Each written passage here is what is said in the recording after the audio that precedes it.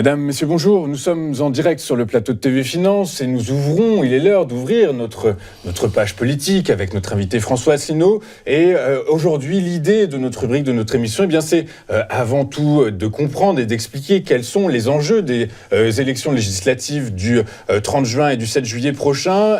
Et pour ça, j'ai le plaisir de recevoir sur notre plateau Monsieur François Asselineau. Bonjour, monsieur. Bonjour. Merci d'être avec nous ce matin, François Asselineau. Vous êtes fondateur et président de l'UPR, l'Union populaire républicaine. Avant de rentrer dans le détail des enjeux des élections et de votre candidature, on en parlera aux élections législatives de fin juin prochain. Est-ce qu'on va revenir un tout petit instant sur les élections européennes ? Vous nous annonciez sur ce plateau même viser presque 5%. Les résultats sont définitifs. Vous faites 1,02%. Est-ce que vous êtes déçu ? Bah oui, je ne vais pas vous dire le contraire, sinon je vous mentirais évidemment. Pas seulement moi, mais tous ceux qui nous font confiance. On espérait au moins faire 3% pour avoir le remboursement, ce que nous n'avons pas eu.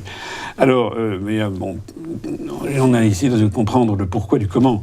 Ce que l'on observe, c'est qu'on a fait des bons résultats, souvent supérieurs à 3%, chez les Français établis hors de France ou dans les départements d'outre-mer. C'est-à-dire que plus on est loin de la métropole, plus on voit la France s'enfoncer dans le monde, et moins on est assujetti aux grands médias mainstream, et plus les gens sont libres de voter comme ils le pensent. Voilà. Et plus on se rapproche des grandes métropoles, et plus notre score a chuté. Donc ce que nous voyons, c'est qu'on a fait à peu près le même nombre de votants qu'en 2019, et j'ai découvert donc qu'il y a une discordance entre l'augmentation de notre capital de sympathie qui est vraiment réelle. Il y a énormément de gens qui nous suivent maintenant, et le vote effectif. J'ai rencontré l'autre jour, je me promenais dans Paris, c'était boulevard du Montparnasse, en une demi-heure, il y a 6 personnes qui sont venues me voir, les unes après les autres, pour me dire « Ah, monsieur Asselineau, je vous suis, vous êtes formidable, un selfie, etc. » Donc très bien. Et après, je leur ai dit « Est-ce que vous avez voté pour moi ?» Et sur les 6, il n'y en avait qu'un seul qui avait voté pour moi. Et pourquoi ? Alors je dis « Mais pourquoi ?» Les autres, ils avaient voté « Ah ben non, j'ai voté Bardella, j'ai voté Marion Maréchal, j'ai voté Mélenchon. » J'ai dit, mais pourquoi, en fait ? Ah ben parce qu'on sait que vous n'y arriverez pas, parce que les sondages, voilà. Donc, si vous voulez, c'est affreux, parce que les gens qui voient mes conférences, normalement, mes vidéos, mes analyses, devraient comprendre que ça ne sert strictement à rien de voter pour Bardella ou de voter pour Maréchal ou pour Mélenchon. On va en reparler, d'ailleurs. D'ailleurs, au passage, vous avez noté que plus personne ne parle des européennes. D'ailleurs, vous avez vu ceux qui ont voté pour Reconquête, là. Le Reconquête a disparu au passage. Monsieur Zemmour n'a plus qu'un seul député. Complètement explosé en vol, ce parti. Sur les 5 députés qu'il a placés le dimanche soir, il y en a 4 qui l'ont quitté. Et Madame Maréchal, maintenant, a retrouvé son mari italien qui est sur la liste de Madame Meloni. Ils sont au groupe ECR, c'est des réformistes européens, et puis c'est terminé. Et on nous avait dit, rappelez-vous, tout ce qui est le discours qui a été tenu, il y a des gens, c'était il va y avoir un changement de majorité au Parlement européen, ça va tout changer. J'expliquais que, les députés européens n'ont pas le pouvoir de changer quoi que ce soit. 2, qu'il n'y aurait sans doute pas de majorité, comme je vous ai annoncé. J'avais raison. C'est-à-dire que le PPE est ressorti renforcé de ces élections, puisqu'il y a 27 États. Tout le monde ne se résume pas à la France. C'est-à-dire qu'on est reparti pour un tour pendant 5 ans. Pendant 5 ans, les Français vont avoir la même politique que celle qu'ils voulaient condamner. Voilà. Avec Mme von der Leyen, probablement, puisqu'elle semble être en bien partie pour être élue. Oui, alors Mme von der Leyen, normalement, devait être éjectée au profit de M. Mario Draghi, mais comme le PPE, justement, a fait quand même un score au niveau des 27 pays plutôt favorable, ils ont augmenté le nombre de leurs députés, il est possible qu'elle soit prorogée. C'est quand même pas tout à fait certain non plus. Il va falloir ça de près. En tout cas, effectivement, ce matin, c'est en tout cas le scénario qui était le plus envisagé par les commentateurs. Monsieur Asselineau, avant de rentrer encore une fois dans le détail de votre candidature aux législatives en France, j'aimerais que vous commentiez pour nous ce sondage qui est tombé hier, qui place la liste de Jordan Bardella accompagnée de celle des LR, de la liste de Ciotti, des LR très, très à droite, pourrait, selon ce sondage, frôler la majorité absolue au Parlement, à l'Assemblée nationale. Qu'est-ce que vous en pensez ? C'est logique, en fait ? Ce sera assez logique dans la mesure où tout est fait pour ça. Tous les médias ont chanté les louanges de M. Bardella. Moi, je vois les gens qui ont voté, les gens qui n'ont pas voté pour moi, ils ont voté utile, paraît-il, c'est-à-dire voter Bardella. C'est-à-dire, en fait, les élections européennes n'ont pas été des élections européennes. Voilà. Les Français ne s'intéressent absolument pas à l'Europe. C'est d'ailleurs la source du drame et de l'explosion générale politique qu'il va y avoir inéluctablement dans 6 mois ou dans 6 ans. C'est-à-dire que les Français ne comprennent absolument rien, en grande majorité, au lien qu'il y a entre notre appartenance à l'Union européenne et à l'euro et à l'OTAN et la situation dont ils déplorent les conséquences. Voilà, ils ne comprennent pas. Ils pensent que voter Bardella, ça va résoudre, ou de l'autre côté, voter Mélenchon, ça va être Joras gratis, il va y avoir la retraite à 60 ans. Les Français ne comprennent pas. Et je leur explique depuis 17 ans les relations de cause à effet. Ils m'écoutent, enfin un certain nombre, parce que je suis caché dans les grands médias, et puis ça ne percole pas. Voilà. Donc on est lancé, on va continuer. Moi je vais vous dire, d'une certaine façon, j'aimerais que M. Bardella, il ait la majorité. J'aimerais qu'il soit Premier ministre. Et que les Français découvrent, on se revoit dans 6 mois ou dans 1 an, découvrent, ah ben alors ça, qu'est-ce qui se passe ? En fait, il nous a trahis. C'est parce que les Français découvriront à ce moment-là la justesse de mes analyses. C'est-à-dire, vous pensez à quoi exactement ? Au programme du Rassemblement national qui est économiquement pas viable, c'est ça ? Vous faites allusion... Oui, d'abord, le programme, vous avez vu que M. Bardella, tous les jours... Il le taille. Il le taille, voilà. D'ailleurs, j'ai vu la profession de foi de M. Bardella. C'est rigolo. Enfin, j'ai fait une petite vidéo sur notre site upr.fr, permettez-moi de le signaler. J'ai comparé le programme de M. Bardella, qui est absolument inodore et sans saveur.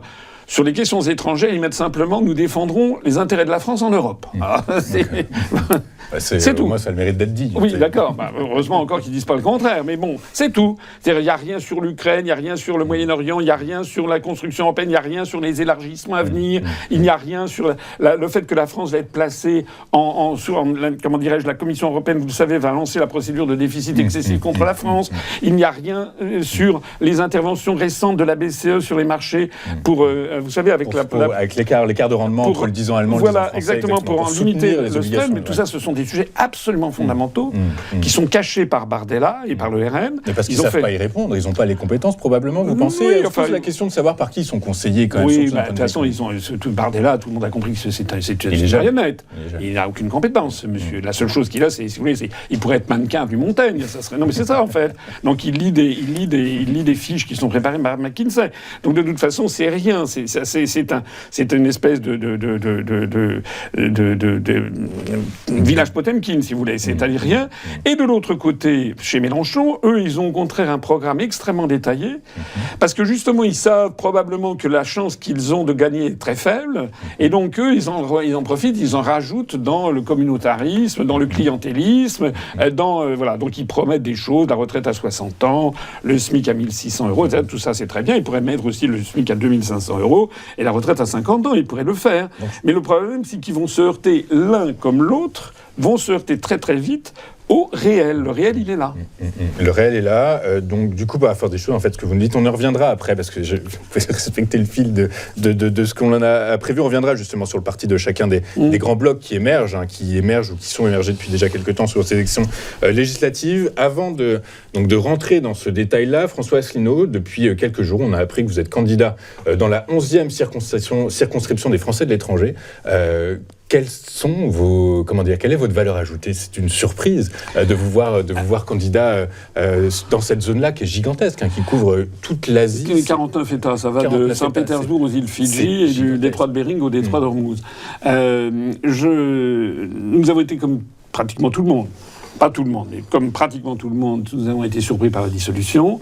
Nous n'avons pas réussi à faire les 3%, donc nous n'avions pas les moyens financiers, les moyens humains de nous lancer aux législatives. D'autant plus que Macron a piétiné le code électoral et n'a pas laissé les délais nécessaires. Donc c'est dans une semaine, le premier tour. Exactement. Il n'y a quasiment pas de campagne. Donc dans ces conditions, le bureau politique de notre mouvement et moi-même, nous avons réfléchi, on ne se présente pas aux élections législatives. Cependant, l'idée a germé parmi nous que, à titre un peu symbolique, je me présente personnellement dans une circonscription où on a fait un bon score par rapport à notre moyenne. On a fait 1,02 au niveau national. Comme je le disais tout à l'heure, on a fait des scores meilleurs outre-mer et à l'étranger, et en particulier dans cette zone, on a fait 3,3%, c'est-à-dire 3 fois notre score national. Et donc ça, c'est le premier point. Le deuxième point, c'est que c'est une zone que je connais particulièrement bien. Je n'ai pas attendu d'ailleurs cette affaire pour y réfléchir. Il se trouve que j'ai été à Bercy responsable de l'Asie-Océanie au moment où il y avait encore les protocoles d'aide au développement. J'avais négocié protocole d'aide avec l'Inde, avec le Cambodge, le Vietnam, etc. Il se trouve que j'ai ensuite été au cabinet du ministre des Affaires étrangères sous Jacques Chirac, responsable de l'Asie-Océanie et l'Amérique du Sud et des questions économiques aussi, au cabinet du ministre. Donc je pense être vraiment de tous les candidats en lice, celui qui a la plus grande expérience de cette zone. Vous savez qu'un député, il y a en fait 2 casquettes. Un député, son titre officiel, c'est député de la nation, mais il est aussi le député, le représentant de sa circonscription. Il y a des gens qui disent, oui, mais ça serait mieux d'être sur place. Mais non, quand vous avez une zone qui est aussi disparate, et si vous voulez, il y a des candidats, il y a un candidat à Hong Kong, il y a un candidat à Bangkok, c'est très bien, mais le candidat à Hong Kong, il intéresse les gens de Hong Kong et peut-être de Chine méridionale, mais ceux qui habitent au Fidji, à Sydney ou à Saint-Pétersbourg, ils sont contre-fiches. Donc les Français il y a à peu près 100 000 Français qui sont inscrits, il y a eu à peu près 20 000 votants, c'est-à-dire qu'il y a énormément d'abstention. Eux, ils ont intérêt à avoir un responsable qui connaît les arcanes des pouvoirs publics et des aides du pouvoir à Paris pour défendre leurs intérêts. Parce qu'il y a des intérêts à défendre. Notamment, vous avez des alliances françaises qui ont leur couple les crédits, vous avez les consulats, il y a un seul consulat général pour toute l'Australie. Si vous habitez à Perth, que vous voulez faire un passeport, il faut s'adresser au consulat général à Sydney. Enfin, tout ça n'est pas raisonnable. Donc il y a des efforts à faire en matière de fiscalité, d'aide aux retraites. Et de ce point de vue-là, il faut avoir quelqu'un qui soit à Paris. C'est beaucoup plus important et qui connaisse le ministère des Finances, le ministère des Affaires étrangères. C'est mon cas.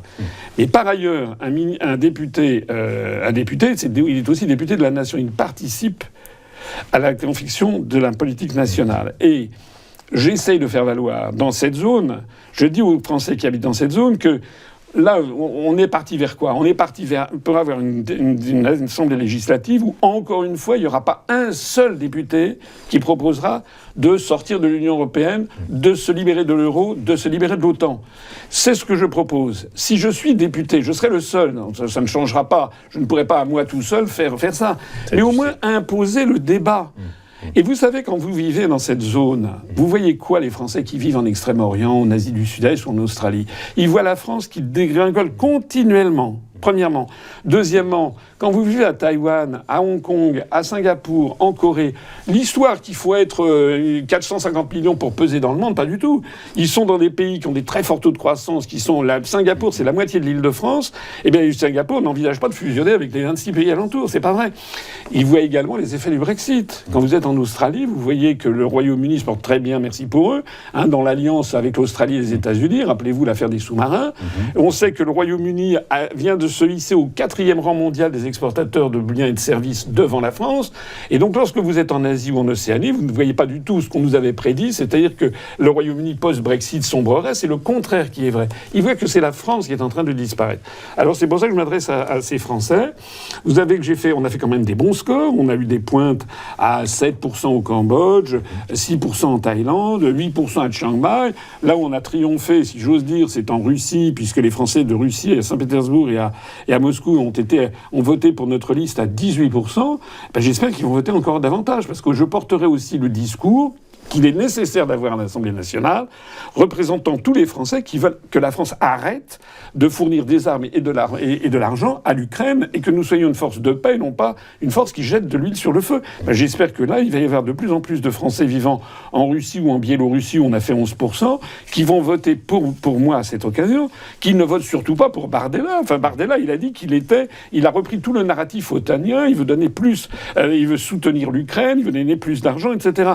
Mélenchon aussi, on a cette particularité en France, d'avoir le seul parti communiste au monde, parti communiste français, qui veut envoyer des armes à l'Ukraine. Dans tout le monde entier, allez demander à Cuba ou au Venezuela ce qu'ils en pensent. Mais du coup, pour la force des choses, alors effectivement, vous dites que dans le programme du RN, et ce sont vos mots, en fait, Jordan Bardella détricote, veut détricoter l'Union européenne, alors que vous voulez clairement en sortir. Il ne veut pas détricoter rien du tout, Jordan Bardella. Jordan Bardella, vous savez, le fond de la pensée de M. Bardella, il est bardélien. Voilà, c'est-à-dire ce qui compte, c'est lui, c'est c'est sa promotion. Ok, mais ça, c'est très... Pour beaucoup d'hommes politiques, c'est inhérent, je dirais. Je suis d'accord, Parce que les gens, pourquoi est-ce que les gens font de la politique ? Moi, si j'étais la personne que certains de mes opposants décrivent, qui paraît que j'aurais un melon extraordinaire, non. Moi, si j'étais intéressé par l'argent, j'aurais pas fait de la politique. J'étais sorti vice-major de l'ENA à l'inspection générale des finances, je serais entré dans un grand groupe. Je gagnerais des millions d'euros. Bon, donc si je fais de la politique, si je voulais être ministre à tout prix, ça fait belle lurette que j'aurais chanté les louanges de la construction européenne. Je serais allé chez Macron. Donc ce que je fais, c'est que de temps en temps, c'est un joli proverbe chinois que je cite, vous savez, c'est lorsqu'un pays est en proie au chaos qu'apparaît un responsable intègre. Voilà. Moi, depuis 17 ans, je dis ce que je crois devoir dire, et je le fais parce que je pense à des gens que j'ai aimés étant petit, des parents, des grands-parents, des oncles et tantes. Je me dis, mais si les pauvres, s'ils voyaient la France, dans quel état elle est en train de dégringoler, ils seraient effarés. Et à l'UPR, je ne suis pas tout seul, il y a beaucoup de Français qui m'ont rejoint, et même des étrangers d'ailleurs, et qui nous ont rejoints parce que de plus en plus de Français commencent à comprendre que la situation est gravissime. Et en particulier, on n'en parle absolument pas dans les grands médias, sur l'euro et sur les questions monétaires et financières et économiques. En matière économique, je ne sais pas si vous avez dû en parler ici, actuellement l'industrie est en effondrement, l'industrie française. Elle représente moins de 10% du PIB. Marc Toiti, qui est un économiste que je connais, vous connaissez aussi, il a fait des calculs, vous avez vu. Le nombre de défaillances d'entreprises est au plus haut depuis 2016. Et si on écarte les auto-entrepreneurs, les micro-entreprises, parce que ça n'a pas une valeur forcément très statistique, si on a les PME et au-delà, on a le plus fort taux de défaillance d'entreprises, le plus grand nombre de défaillances d'entreprises depuis 2009, depuis 15 ans. Et c'est en croissance verticale. Et ça va continuer. On a vu ça tout à l'heure, il y a un instant. Avec la hausse des salaires qui se poursuit, ça va réduire mécaniquement la marge opérationnelle des entreprises. Du coup, on craint de plus en plus de défaillances. Moi, personnellement, je vois le CAC 40. Là, j'entendais, avant d'entrer dans votre studio, votre émission... Oui, vous n'êtes pas très confiant, mais pourtant la BCE est derrière. La BCE pourrait remplir son rôle avec tous les instruments dont elle dispose. Oui, mais ça, c'est un des grands secrets, c'est que la Banque Centrale Européenne a lancé un instrument qui s'appelle l'instrument de protection de la transmission. Exactement. C'est un truc un peu bizarroïde comme nom. Ça veut dire quoi ? Ça veut dire que les élites européistes, elles savent que si l'euro explose, tout va exploser parce que c'est un château de cartes. Donc, elles savent qu'il faut absolument éviter, pour ne pas inquiéter à l'excès les marchés financiers internationaux, qu'il y ait un spread, c'est-à-dire un décalage entre l'obligation assimilable du Trésor français à 10 ans, l'OAT, et la même chose pour le Bund allemand. Voilà. Et alors ce spread s'est tendu, notamment depuis les élections européennes, et notamment depuis cette décision un peu délirante, il faut le dire, de Macron, de dissoudre. Et donc là, on est monté très très haut. La BCE, discrètement, sans le dire, et les médias français et les journalistes ne font pas leur travail, parce qu'ils devraient au contraire se focaliser là-dessus, la BCE est intervenue en utilisant ce qu'on appelle la facilité Draghi, vous savez, whatever it takes, quand il avait dit, c'est-à-dire qu'il fallait, quoi qu'il en coûte, intervenir, c'est-à-dire que la BCE, contrairement au texte et à l'esprit du traité de Maastricht, elle rachète sur le marché secondaire des obligations assimilables du Trésor pour éviter que les taux d'intérêt ne flambent. Ça veut dire quoi ? Ça veut dire que si, par exemple, vous aviez M. Mélenchon, qui arrivait au pouvoir, ou M. Bardella, et qui voulait, si tant est qu'ils voulaient un tout petit peu mettre en œuvre leur programme, Mélenchon, par exemple, revenir à la retraite à 60 ans, mais je peux vous dire qu'il y aurait tout de suite quelqu'un qui les appellerait soit à Bruxelles, soit à Francfort, comme on avait vu d'ailleurs Chirac et Jospin, vous vous rappelez, en 1997, avaient été convoqués par le chancelier allemand, et puis leur dire, attendez, vous êtes actuellement, on va lancer une procédure pour déficit excessif, donc il est hors de question de mettre votre programme en marche. Sinon, si vous le faites, on n'achète plus d'OAT.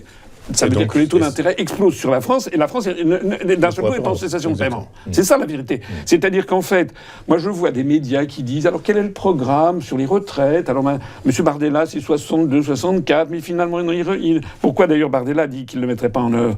Parce qu'il a eu des appels téléphoniques. Parce que dans les élites européistes, elles savent que c'est probablement lui qui va succéder. D'ailleurs, elles le souhaitent. Ils veulent nous faire une Mélanie. Ils veulent que le peuple français tombe dans le panneau de voter pour ce qu'on leur présente comme une opposition, alors que c'est un faux opposant. Donc, ils ont dû dire à Bardella et à son entourage, il y a toute une série de choses qui ne vont plus du tout. Donc, il est en train de tout nettoyer. Mais en fait, c'est quoi ce qu'il nous propose ? C'est du Attal 2.0, ça ne change rien. Et si d'aventure, il y avait un truc de gauche qui arrivait, on ne sait pas, s'il y avait une majorité pour le nouveau Front populaire... C'est moins probable, en tout cas. Voilà. Vous savez ce qui se passerait à ce moment-là ? Je suis absolument certain que, sitôt les élections passées, le nouveau Front populaire exploserait. Il commence déjà, a priori. Je pense que c'est d'ailleurs le calcul de Macron, en fait. Alors, justement, on va revenir sur ce calcul de Macron. Juste avant, pour faire une dernière parenthèse sur l'économie, la chose économique, le MEDEF, hier, tous les candidats ont été auditionnés par le MEDEF. Le MEDEF, en gros, nous dit, quel que soit, à part le programme du parti présidentiel, tous les autres candidats, ça serait dévastateur pour l'économie française. Vous êtes d'accord ? Vous confirmez ? Malheureusement, je suis d'accord avec ce constat. ça. Je ne suis pas d'accord avec la conclusion, parce que la conclusion, c'est quoi, ça, en fait ? La conclusion, c'est qu'il n'y a plus de démocratie, en fait. Il faut que les Français comprennent, ça fait 17 ans et demi que je le dis, que notre appartenance à l'Union européenne et à l'euro ont vidé de sens la démocratie. Nous n'avons plus de choix. Voilà. C'est-à-dire que les Français ils votent à droite, ils votent à gauche, ils auront une politique qui est une politique de démantèlement de tout ce qu'a été la France, de démantèlement de l'État-providence, de démantèlement de l'État qui assure la justice sociale, de démantèlement des services publics, de privatisation. En fait, c'est une prise de pouvoir par une oligarchie euro-atlantiste avec des milliardaires qui prennent le pouvoir et qui veulent détruire les États-nations. C'est ça, le grand combat en ce moment au niveau planétaire, c'est l'ensemble de l'Occident qui suit cette pente, y compris aux États-Unis, parce que finalement le phénomène Trump, c'est justement... Trump, il est le représentant de ceux qui croient encore dans l'État-nation américain et qui veut défendre un État-nation, défend du plus riche au plus pauvre. Et il se heurte à l'État profond. Mais l'État profond, c'est quoi ? Qu'est-ce qui se cache derrière les démocrates ? C'est le démantèlement des États-Unis d'Amérique au profit justement de ces forces, de ces groupes privés. En fait, c'est une espèce de gigantesque retour. C'est fascinant du point de vue civilisationnel. Une gigantesque retour au Moyen-Âge, mais à les féodaux de notre époque. Ce n'est plus le duc de Bourgogne ou le comte de Toulouse, c'est le fonds Bill et Melinda Gates, c'est BlackRock, c'est Vanguard, etc.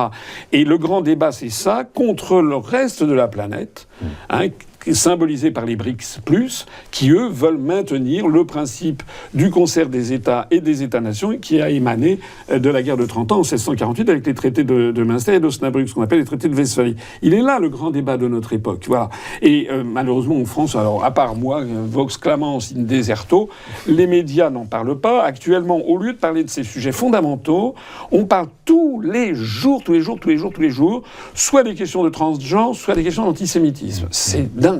C'est dingue. Ouais. Je ne dis pas que ce ne sont pas des sujets significatifs. Ce sont des sujets quand même importants, notamment il y a des faits divers, le dernier fait divers. Oui, d'accord, mais enfin, pas au point de mettre de côté le fait que la démocratie en France n'existe plus. Et c'est ce que les Français vont découvrir. On leur fait voter, si vous voulez, j'ai souvent pris cette anecdote, cette métaphore. On fait voter, c'est comme si on faisait monter des gens dans un avion et on leur fait défiler dans le couloir central de l'avion 7 ou 8 personnes pour savoir quel commandant de bord ils vont choisir.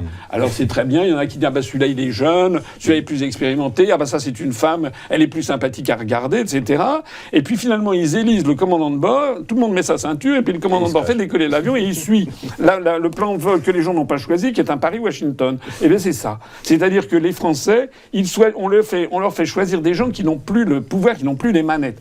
Eh bien ça, je peux vous dire qu'il y a encore énormément de Français qui ne veulent pas le comprendre. Parce que la réalité, regardez en face cette situation, c'est atroce, en fait.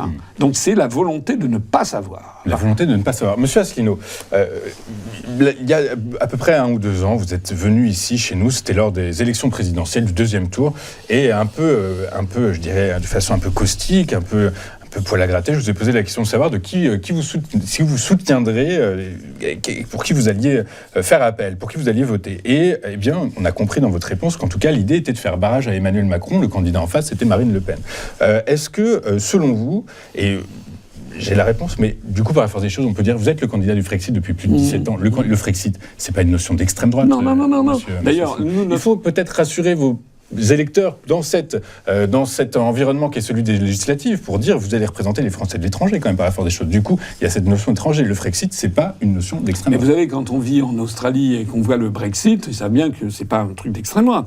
D'ailleurs, notre liste aux élections législatives, nous avions à la fois des Français, des candidats qui étaient venant plutôt de la droite, notamment le numéro 3, le général Henri Roux, qui avait été sur une liste de Dupont-Aignan en 2019, donc qui est plutôt la droite parlementaire, mais le dernier de notre liste en 80 avec cette place un petit peu symbolique, c'était Pierre-Yves Collombat qui a été vice-président de l'Association des maires ruraux de France et qui a toujours été un homme de gauche. Il a été sénateur pendant des années, apparenté socialiste, puis apparenté communiste. Et on a des gens de droite et de gauche. La vérité, c'est qu'on a une majorité de gens plutôt de droite, mais on a aussi beaucoup de gens de gauche. On a aussi beaucoup de Français d'origine étrangère qui sont à l'UPR. Donc c'est pour ça d'ailleurs que le ministère de l'Intérieur nous a toujours classés en 10 massive en divers, parce que nous sommes au-dessus du clivage droite-gauche. Et pourquoi on fait ça d'ailleurs ? C'est pas par fantaisie, c'est parce que moi je connais l'histoire de France. Et d'ailleurs tout le monde peut se le rappeler. Il y a eu 55% de Français qui ont voté non au traité constitutionnel européen.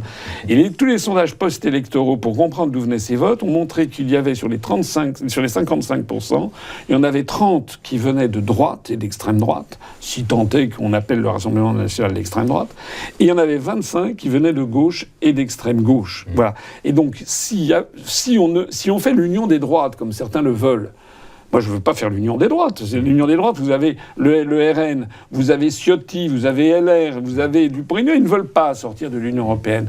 Donc, on ferait quoi ? On mélangerait nos voix avec des gens qui ne veulent pas ce que nous voulons.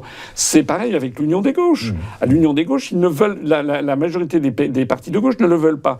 Mais il se trouve qu'il y a à droite et à gauche une majorité de Français qui seraient d'accord. Et ça n'est pas nouveau, ce qui s'est passé en 2005.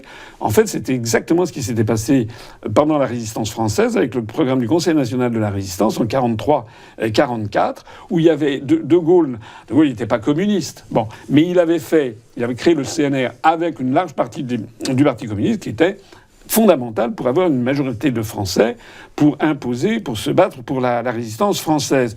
C'est exactement aussi ce qui s'était produit en 1954, lorsqu'il y avait eu le vote sur la communauté européenne de défense qui eut placé l'armée française sous commandement américain.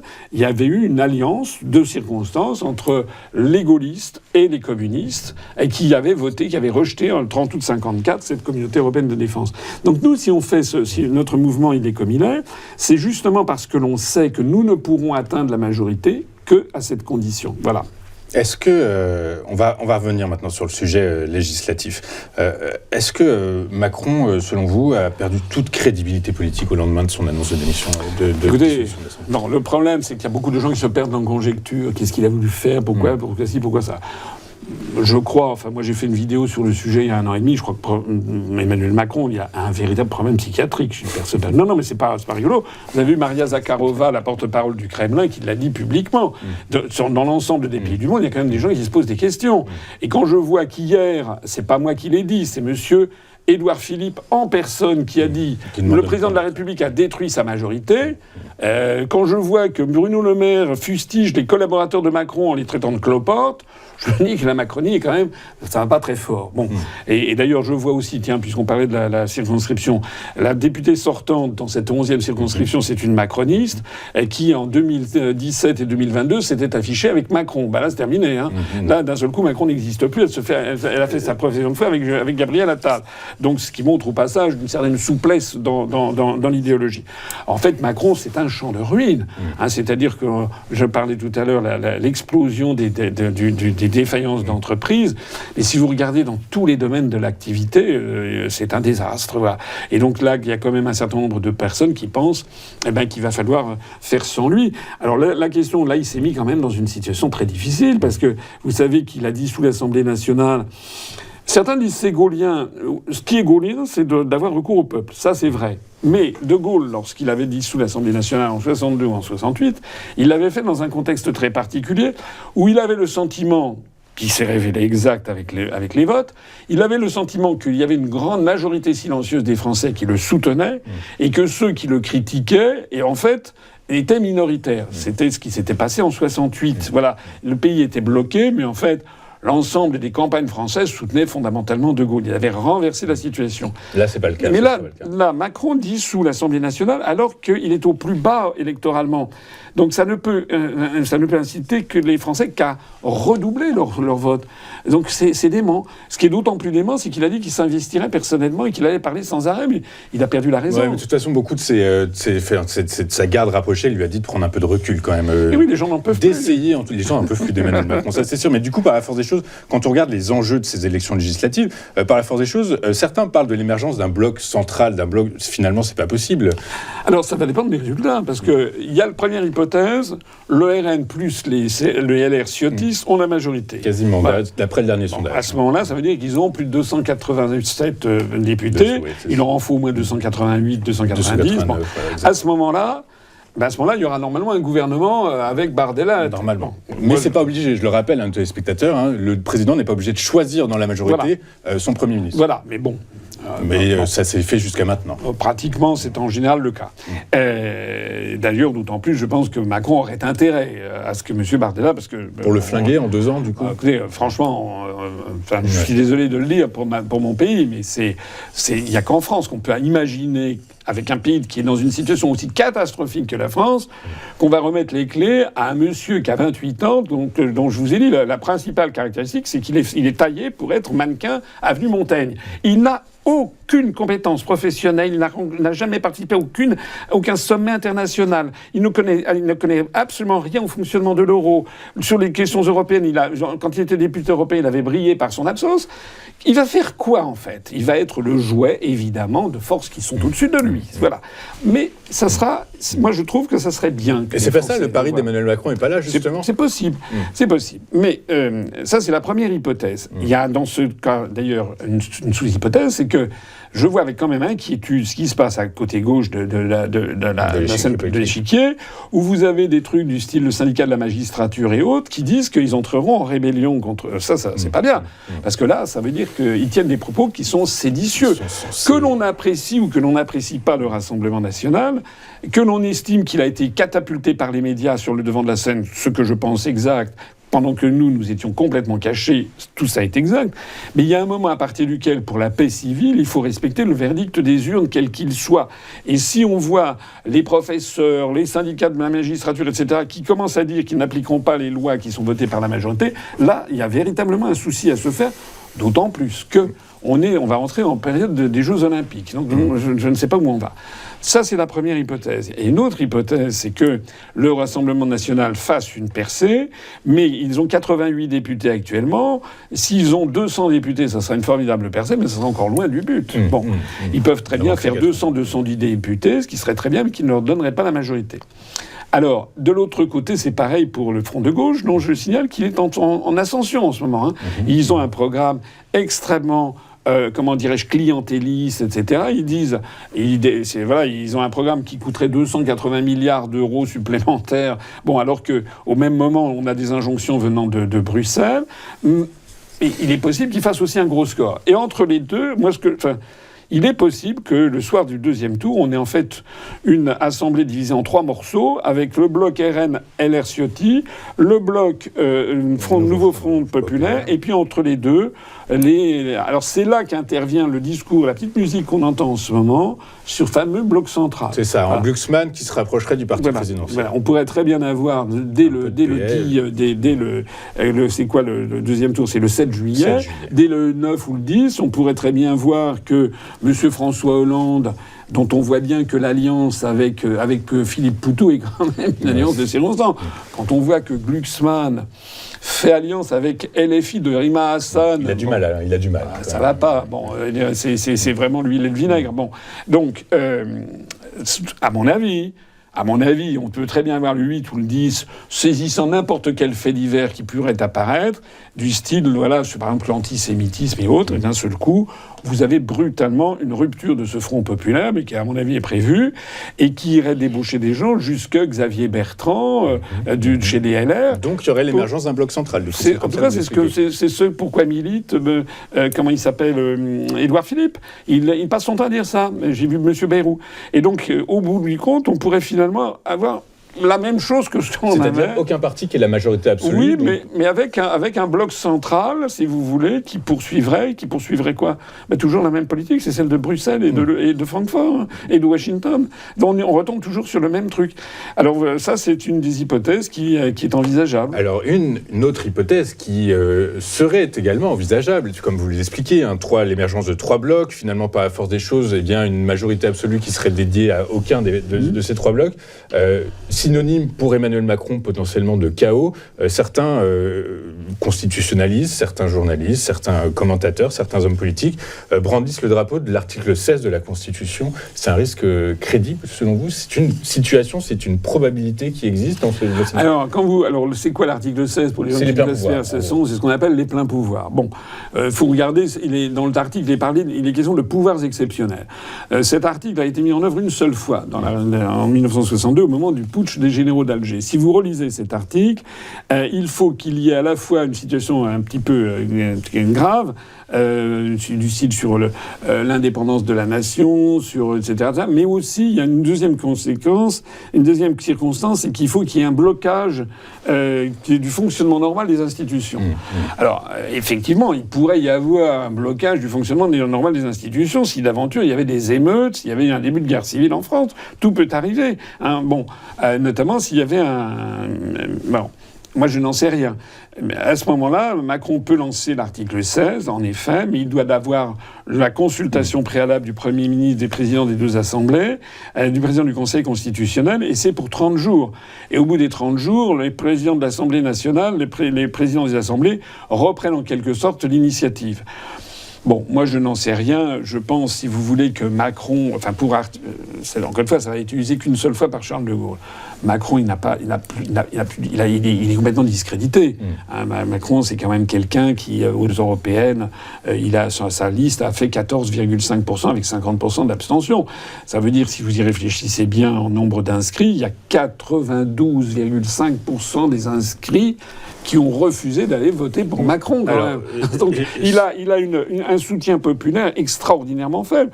Il y aurait une autre solution, c'est tout simplement qu'il démissionne. Mais justement, alors s'il démissionne, ça veut dire qu'il ne va pas au bout de son deuxième mandat, de son second mandat. Du coup, par la force des choses, il peut se présenter pour un troisième. Non. Ça, constitutionnellement, alors tout le monde n'est pas d'accord, justement. Oui, je sais, parce que c'est incroyable d'ailleurs.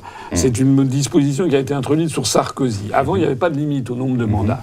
Sous Sarkozy, ils ont fait des modifications constitutionnelles dans le dos des Français d'ailleurs, et en particulier limitant à 2 mandats consécutifs. Nul ne peut faire plus de 2 mandats consécutifs. Bon, mais on ne sait pas ce que ça veut dire. Est-ce que c'est des mandats achevés ou des mandats commencés ? A priori, la logique, c'est que ce sont des mandats commencés, parce que sinon, ça serait trop facile pour qu'un président, au bout à 4 ans et 6 mois, il démissionne et puis il se représente comme ça autant de fois qu'il veut. Donc la logique institutionnelle et constitutionnelle...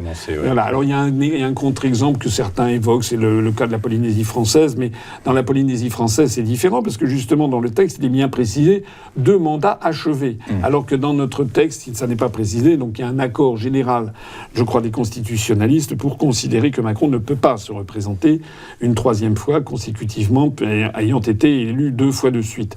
En revanche, il pourrait se représenter, par exemple, en 2032. Voilà. D'accord. Donc, il pourrait. Donc, on retient qu'il pourrait se présenter, qu'effectivement. En 2032. En 2032. Donc, c'est pas en 2027, après le prochain quinquennat. Pas en 2027 ou pas s'il démissionnait là. Ok, très clair. Monsieur Asselineau, un dernier mot. Vous souhaitez aborder un dernier point? Le dernier point, c'est que, si vous voulez, la situation, elle est vraiment, vraiment grave. Et moi, je lance ici, les gens qui vous écoutent, c'est quand même des gens qui travaillent sur les marchés financiers, qui s'intéressent à ça, qui ont un portefeuille à gérer, ce sont des cadres supérieurs, des retraités. Vous avez un auditorat qui est particulier. Et je lance vraiment ici un appel. C'est que il faut que les écailles leur tombent des yeux, comme on dit dans les Saints Évangiles. C'est-à-dire qu'il faut qu'ils comprennent la situation. La situation, c'est que la France, elle est lancée dans un drame national. C'est que les Français, dans l'immense majorité, ne supportent plus les conséquences d'une politique qui leur est imposée par le cadre Europe-Euro-OTAN. Or, tout est fait pour qu'ils ne comprennent pas d'où vient l'origine du problème. Donc on est dans une situation une situation d'impasse générale, et je crains que ça ne termine de façon véritablement explosive un jour ou l'autre. C'est pour ça que les personnes devraient s'intéresser vraiment à ce que je dis depuis 17 ans, parce que nous sommes un mouvement pacifique, un mouvement raisonnable et qui dit qu'il faut vraiment arrêter de se lancer là-dedans, sinon on va vraiment faire un feu d'artifice général. UPR.fr, c'est notre site internet, et en particulier que tous ceux qui sont sur les marchés financiers, ils savent bien, ceux qui sont sur les marchés financiers sont plutôt un peu allergiques à toute notion de Frexit. Vous savez, les marchés financiers, ils ont une sainte horreur de l'incertitude. Exactement. Voilà. Et le manque de visibilité. Le manque de visibilité. Or, plus on va, moins on aura de visibilité. C'est pour ça que je suis absolument convaincu. Moi, je suis inspecteur général des finances d'origine. Je suis pas un hurluberlu. Ce dont les marchés financiers ont besoin, c'est d'avoir quelque chose qui leur assure une visibilité à long terme de l'économie française. Vous savez, par exemple, j'ai vu une statistique qui est très très intéressante. Une des conséquences très importantes du déficit, une des raisons très importantes du déficit de l'État, c'est pas seulement les prestations sociales, comme certains veulent dire, ce sont les subventions aux entreprises qui ont explosé depuis 2012. L'État donne de plus en plus de subventions aux entreprises, mais de l'ordre de 50 milliards d'euros par an, etc.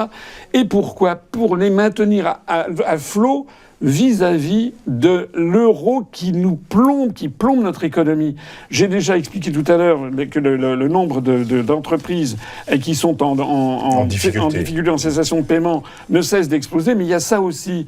C'est-à-dire qu'il faut bien comprendre les conséquences ultimes de notre appartenance à l'euro, et qui est en train de détruire l'économie française. Et il y avait un think tank allemand qui avait, il y a quelques années, calculé que sur les 10 premières années, ou les 15 premières années, je ne me rappelle plus, du fonctionnement de l'euro, l'euro avait coûté 58 000 euros par personne à chaque Français.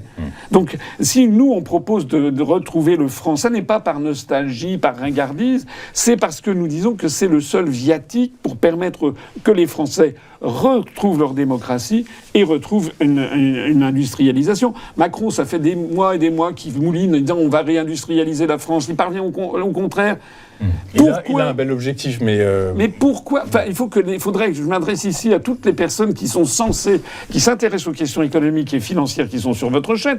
Pourquoi y a-t-il eu des industrialisations de la France ? Et pourquoi les appels de Macron à la réindustrialisation font-ils chou blanc ? Et d'ailleurs aussi, il n'y a pas que certains vont dire oui, mais c'est parce que ça en France. Il y a 30 ans, ce sont des choix politiques, des choix stratégiques qui ont 30 ans. La libre circulation des mouvements de capitaux imposés par le traité de Maastricht, d'ailleurs depuis l'acte unique de 86, et l'euro sont les deux mamelles, si j'ose dire, pour parler comme Sully, c'est les deux mamelles de la désindustrialisation, de l'effondrement de la France, pas seulement de la France d'ailleurs, parce que regardez ce qui se passe en Italie, c'est à peu près pareil. Donc il faut vraiment avoir cette réflexion. C'est pour ça que je lance ici un appel, tous ceux qui sont peut-être en Asie, etc., qu'ils aillent voter pour moi, parce que franchement, si j'étais à l'Assemblée nationale, je pense que cette voie serait intéressante pour participer au débat démocratique. Eh bien, écoutez, ce sera le mot de la fin. Monsieur Asselineau, merci beaucoup d'avoir passé ce temps avec nous. Je vous remercie. Vous êtes fondateur et président de l'UPR, l'Union populaire républicaine. Vous êtes candidat aux législatives dans la 11e circonscription des Français de l'étranger et le seul candidat, du coup, qui pourrait être un peu le poil à gratter dans cet échiquier politique qui semble finalement bien évoluer malgré tout, tous ensemble. Merci beaucoup, monsieur Asselineau. À bientôt. Merci. Au revoir.